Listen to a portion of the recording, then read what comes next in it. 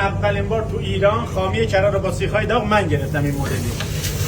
از کی یاد گرفتی آقا حسین؟ از مامان بزرگم.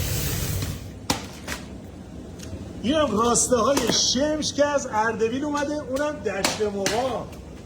حجم گوش رو نگاه کن، ماشاءالله داره آقا حسین. چند کیلو گوشت آقا حسین؟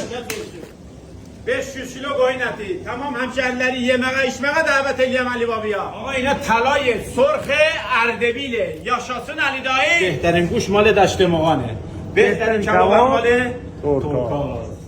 این برای خور کردن این راسته های خوشمزه. درشت هم می‌برید. چنجای کاسه کباب باید درشت باشه. آقا اول از همه این نمکش، گارا فلفلی نم.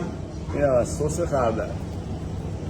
آقا بودا bizim yağlı qatığımızdan. اینم ماست پرچه. Ayran da növbət soğan suyu. اینم آب پیازه که اضافه میشه. وقت qatışdırma. یعنی همه رو با هم قاطی میکنیم. تو حلگن هم چند کیلو گوشت است؟ Varlagan 60 kilo. آقا اصل ماجرا این روغن زیتونشه. روغن زیتون هم میخوره؟ روغن زیتون اصل باید بخوره، مقدار زیاد. الان دیگه همه اون مواد باید با هم قاطی بشه. بعد مثلا این چنجا رو ببین اینا پختن نمیخواد. تو مرینه خود گوشت اینقدر نرمه، یه ذره حرارت بهش بدی قابل خوردن میشه. یا شخصن اردبیل bu da bizim yemeli çençelerimizden. این کوبیده و چنجه جوجن میخواد تا بشه ترکیب کاسه کباب. کاسه کباب ما فلفل داره و با فلفل شروع میشه. قامت چیه؟ جوالک. جوالک یا همون قارچ. هر کاسه دو تا گوجه داره، درشت باشه یه دونه. این گوجه جدا ولی هر کدوم نصف سیخ جوجه داره، یه سیخ چنجه داره، یه سیخ هم کوبیده.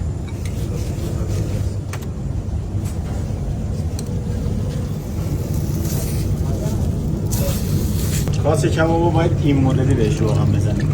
یه عالمه سالیاب، بعد اینجوری چپ میکنی خالی بشه. در نهایت کنجد. کنجد. تمام.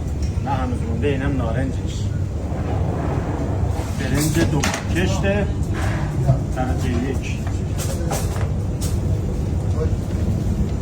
کاسه کباب اصلا کلا باید با برنج بخوری، با نون حال میشه. باق شد با این نیتی هم.